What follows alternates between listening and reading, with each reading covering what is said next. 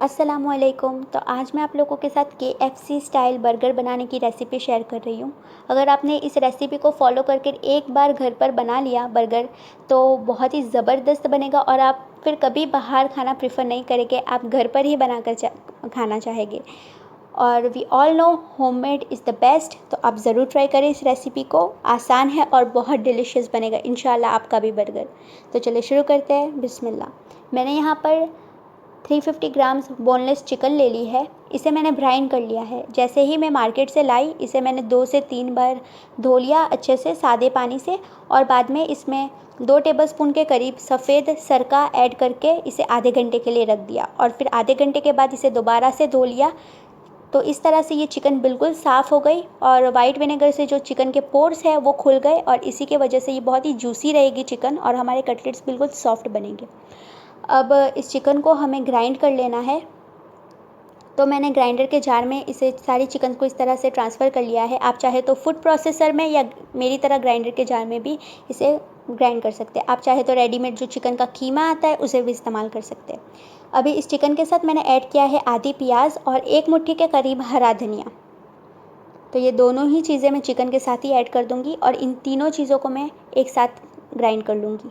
क्योंकि मेरा जो ग्राइंडर का जार है वो बहुत ही छोटा है, इसी वजह से मैंने इसमें मसाले ऐड नहीं किए हैं। लेकिन अगर आप फूड प्रोसेसर में कर रहे हो तो आपका एक ही स्टेप में सारा काम हो जाएगा। आप इसी स्टेज पर चिकन, प्याज और हरे धनिया के साथ ही आप सारे मसाले भी ऐड कर देना और फिर ग्राइंड कर लेना। लेकिन जगह नहीं थी ग्राइंडर के जार में, इसीलिए मैंने पहले ये देखिए इस तरह से कीमा कर लिया है, ग्राइंड कर लिया है तीनों चीज़ों को। अभी स्पेस हो गई है ग्राइंडर के जार में क्योंकि, तो अब मैं सारे मसाले इसमें ऐड करूँगी।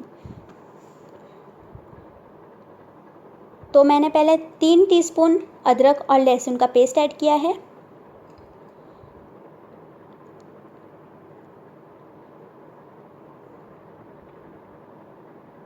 और फिर ऐड किया है 1 टीस्पून हरी मिर्च का मसाला।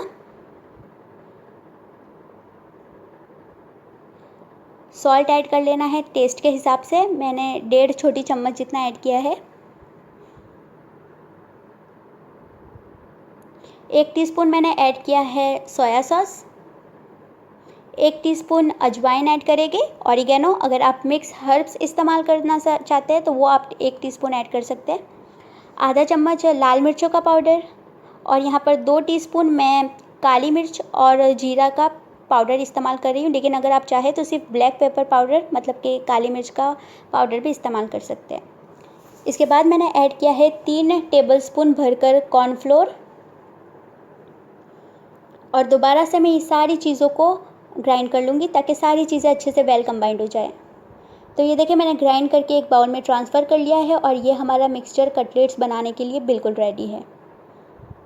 तो कटलेट्स बनाने से पहले आप हाथ पर थोड़ा सा तेल ड्रॉप कर ले पाम पर, ताकि ये जो मिक्सचर है वो कटलेट बनाते वक्त हमारे हाथ में चिपके ना। तो मैंने तेल लगा लिया है। अब मैं थोड़ा थोड़ा पोर्शंस लूँगी इस मिक्सचर में से, और अच्छी बड़ी सी कटलेट बनाऊँगी।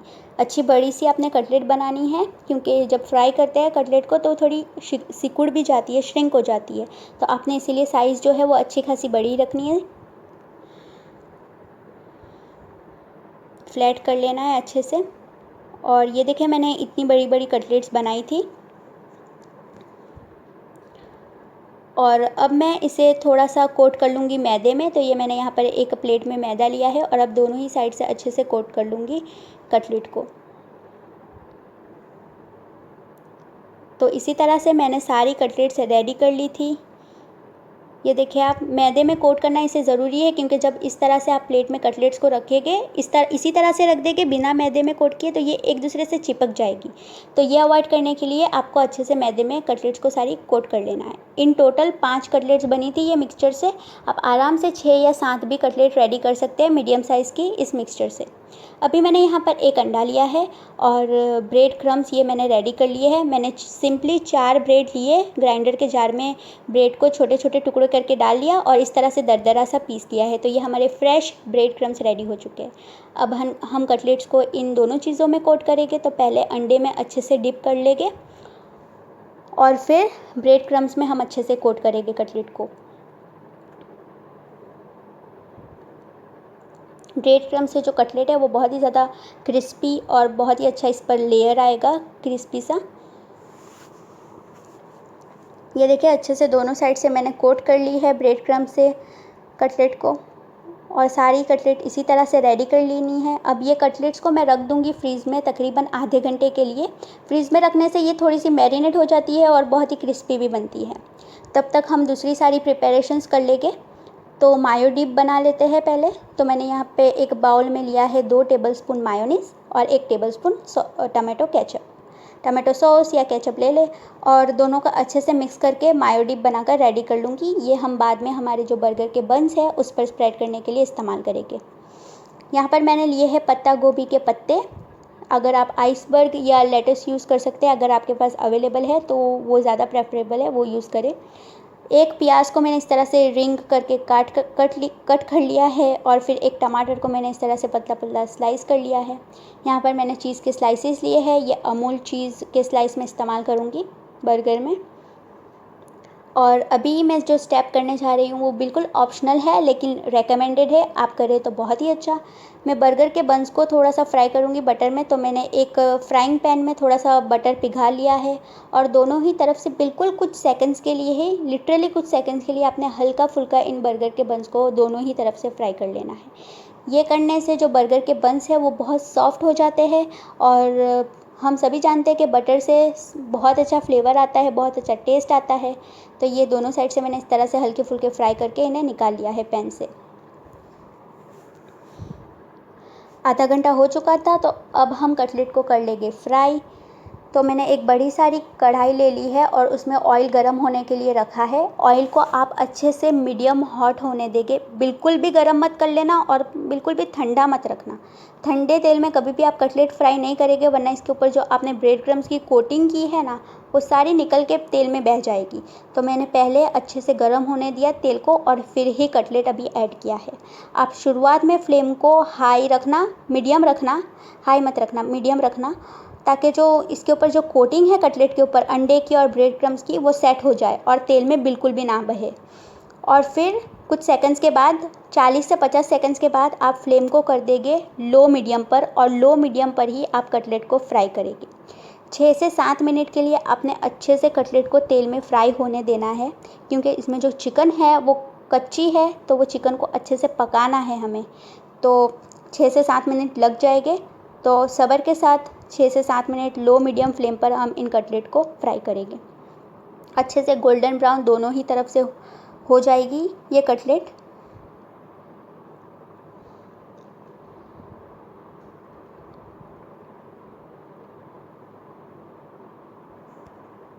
आप आराम से, क्योंकि ये कटलेट बड़ी है तो कढ़ाई में 2 कटलेट आराम से आप फ्राई कर सकते हैं, लेकिन आपको क्लियरली दिखे इसी वजह से मैंने एक टाइम पर, एक वक्त पर एक ही कटलेट फ्राई की है। तो ये देखिए दोनों तरफ से ही बहुत बढ़िया सा कलर आ गया है। अगर आपको 6 से 7 मिनट के बाद लगता है कि कटलेट पर अच्छा सा कलर नहीं आया है इस तरह से गोल्डन ब्राउन, तो आप फ्लेम को हाई कर कर दोनों तरफ एक एक तरफ फ्लिप कर करके कटलेट पर अच्छे से कलर लेकर आ जाएंगे हाई फ्लेम पर ही, तो ये बढ़िया सा कलर आ जाएगा। तो ये देखिए बहुत ही मज़ेदार क्रिस्पी सी डिलीशियस कटलेट हमारी रेडी है। अभी आप आवाज़ सुने कि कितनी क्रिस्पी है।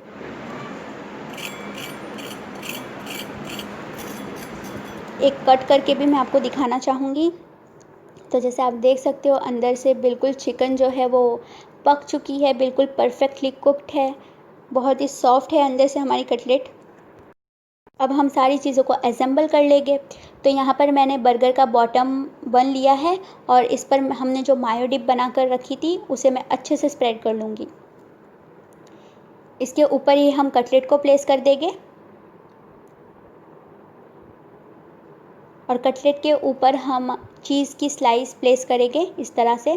कटलेट क्योंकि बहुत गर्म है, तो ये जो चीज़ की स्लाइस है वो बहुत अच्छे से मेल्ट हो जाएगी कटलेट के ऊपर ही। बाद में हम टॉप करेंगे थोड़े से पत्ता गोभी के पत्ते, टमाटर और प्याज की रिंग्स, अनियन रिंग्स। आप जितना पसंद करते हो उस तरह से आप टमाटर के स्लाइस और अनियन रिंग्स ऐड कर ले। और जो टॉप पार्ट है बर्गर के बन का, उसे भी हम अच्छे से मायो डिप से स्प्रेड कर लेंगे। तो इसी तरह से हमारा बर्गर रेडी हो गया है। बहुत ही ज़बरदस्त और डिलीशियस बनता है।